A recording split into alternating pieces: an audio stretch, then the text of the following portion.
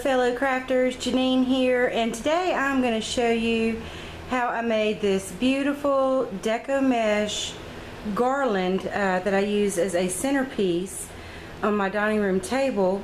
My parents are having a 50th wedding anniversary, and so I wanted to have some special decor, but I didn't have necessarily like a break the bank kind of budget to work with, so I used first off some items that I already had on hand, and I already had the garland form on hand, and I already had some little candle holders on hand, and I had a beautiful glass vase already. So I just went ahead and picked up items from Hobby Lobby. They were having a phenomenal sale on almost everything in the store, and so the items that I bought were all 40 to 50% off. So I spent $30 on decorative elements for this centerpiece, and let me zoom out so you can see it in total. So no more than $30 spent here for a beautiful golden glowy golden anniversary centerpiece. So let's get started and I'll show you how I made this garland. Okay, what I have here is just a basic wire garland form, F-O-R-M, that's used for making Deco mesh garlands. And so you can see ever so many inches it has twist ties that you use to secure the Deco mesh with.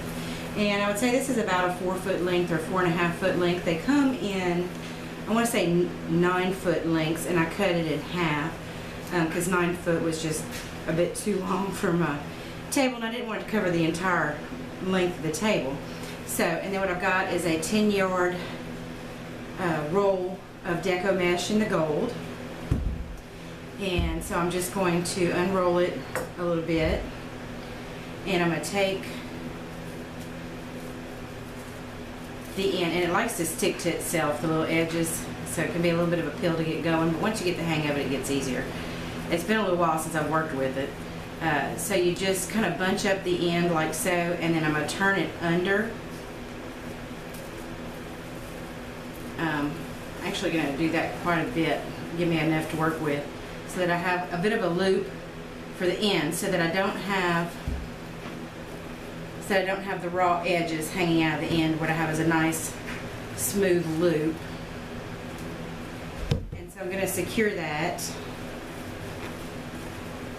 with the tinsel ties.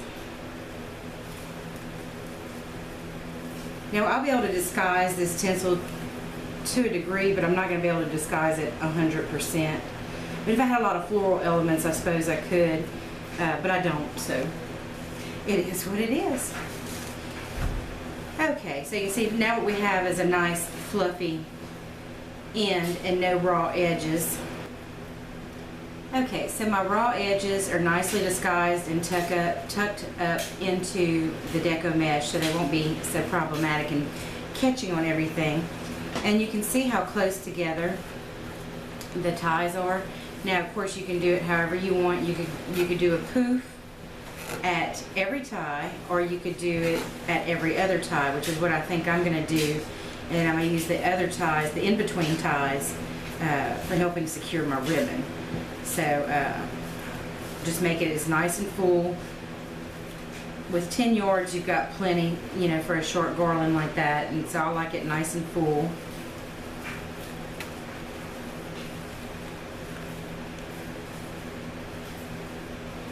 And just continue on doing this all the way down your garland.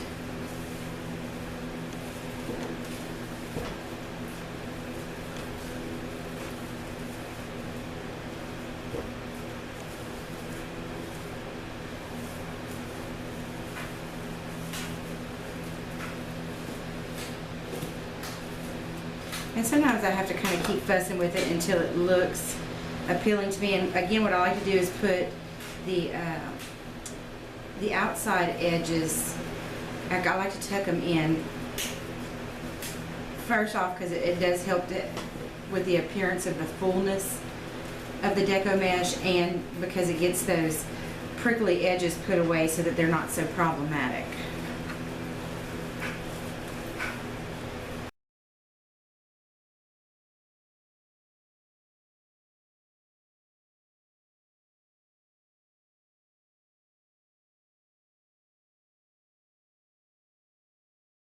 Okay, I want to come back and show you how to finish it off at the end so that you can see how to get that nice kind of puffy end like we did on the beginning to get it on the end. So now we're down to the last tie on the garland. So of course I figured out, you know, how much I wanted to end with, you know, how big of a poof I wanted to end with. I like saying the word poof. Okay, so that looks good right there. So I know that I'm going to need extra to make the end poof, and then a little bit extra to be tucked into the center. So I'm going to want to cut it right about there. So you see I've got my end poof right here, the middle poof here, and so I'm going to cut it right about there. Nothing fancy here, just get a nice strong pair of scissors and lop it off. So before I secure, I'm not going to go ahead and just secure my twist tie like right here and then try to make the poof. For the end, I'm going to go ahead and make my end poof and tuck my raw edge into the Deco mesh.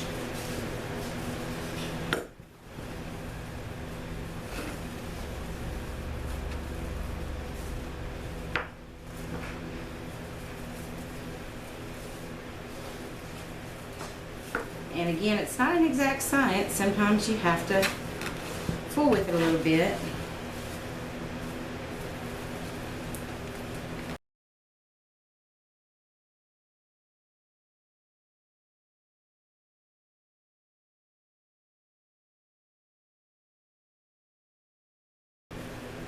And give it a little twist. And there we go. So we've got the basics of our Deco mesh garland complete, and you can see that didn't take a whole lot of Deco mesh off, so I could do a whole nother garland with what I have left. So now we're going to start working the ribbon in, and I got, there's a Christmas ribbon, but I like the gold color and a little bit of sparkliness to it. And of course, how many yards? It was, it's 90 feet. Which is by far more than I need, but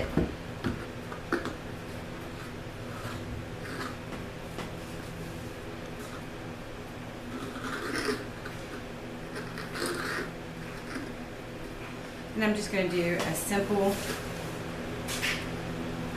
just a couple of loops to represent a bow.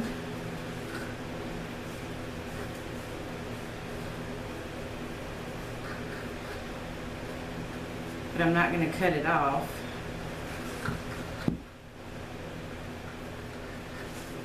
And so I'm going to open this tie up on the end, just enough. And see, I didn't tie the bow because there's no need, because the tinsel garland is going to hold it in place. So now I've got a pretty little ribbon bow on the end. And I'm just going to kind of work. Let's do it this side. I'm going to secure it ever so often at the tinsel ties that we skipped. And I'm just going to kind of go back and forth. Let me do it. Come around this way. So I'm going to come across it like this. And that's basically what I'm going to do, is I'm just going to go kind of back and forth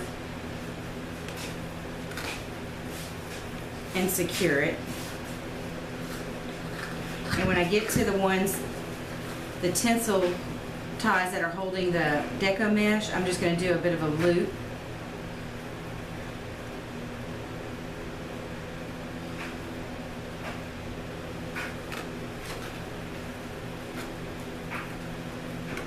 I'm sorry, I just realized I wanted to kind of, I'm just taking the tinsel and just wrapping it around the wire, just so that it looks like it's part of whatever's going on here. So anyway, I'm going to use the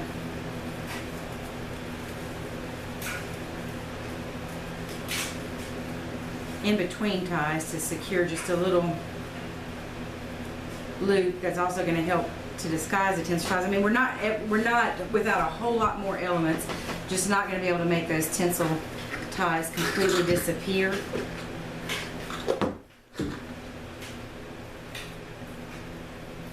So I'm going to do my best to work them into the overall design.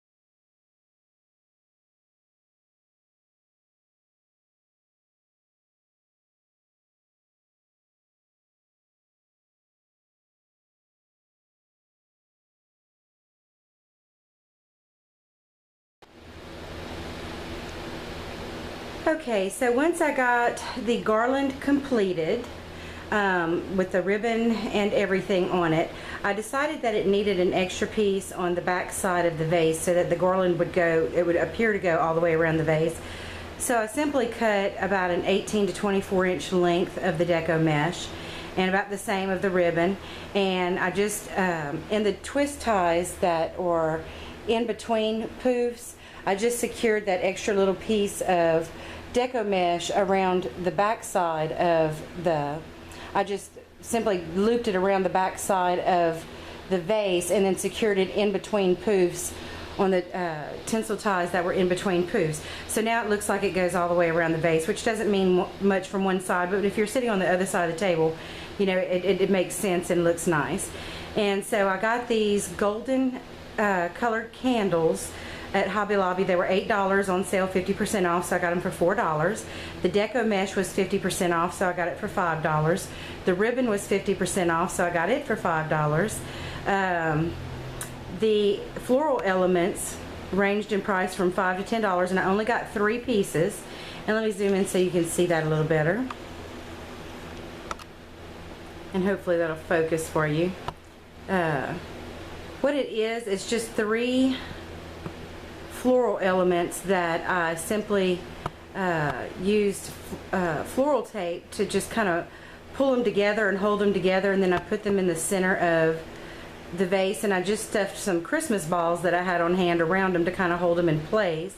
And what it is it's kind of like a lacy leaves that are dipped in gold glitter with some iridescent sequins on them, and then that's some burlap twisty bits, and that was one floral element, and then the leaf things were 2 floral elements. But that's just burlap that's got wire edged in it, and it's just kind of curled, and the edges are dipped in gold glitter, and then it's just got some gold glittery, you know, fluffy things. I don't know what to call them. And so anyway, I just put all that together and just put it in the middle of the vase and kind of arranged it so it was, you know, a little bit symmetrical but not perfect. My mom kind of likes things a little bit minimal, so I thought that would be really appealing, that it wasn't an overdone floral arrangement, that it was really simple. Let me zoom back out so you can see how it looks finished. So again, it's just really simple. And then we found this wooden A, which is the first letter of my parents' last name, and it was black, but I went ahead and spray painted it gold with spray paint that I already had on hand. And this again was another 50% off item, so I want to say it was $8 before, and so it was around $4, and I just used fishing line and tied it to my chandelier, so it's hanging from the chandelier, kind of off center from the floral arrangement. So it just, to me, visually it was interesting, and it's really hard. In the camera it doesn't really show as beautiful as it is in person. You know, you just don't get the full sense of the glitz and glimmer on camera. But that is the total finished centerpiece. And again, this was around $30 total, maybe a little bit more, $35. But still, you could not go to a florist shop or a gift shop and end up with something like this for less than $50. I mean, you pay $100 or better for something like this. So, and what's really nice about it, and if you want, I will come back in the next few weeks and show you how I transition it from being a golden anniversary centerpiece to a fall centerpiece. So if you would like to see that, give me a thumbs up and leave me a comment and let me know that you would like to see the gold to fall. Just put gold to fall, Janine. Anyway, thank you so much for watching. I appreciate you guys. You're awesome. I hope you enjoyed this tutorial and overview of simple, entertaining decoration. You guys have a very blessed day. Bye now.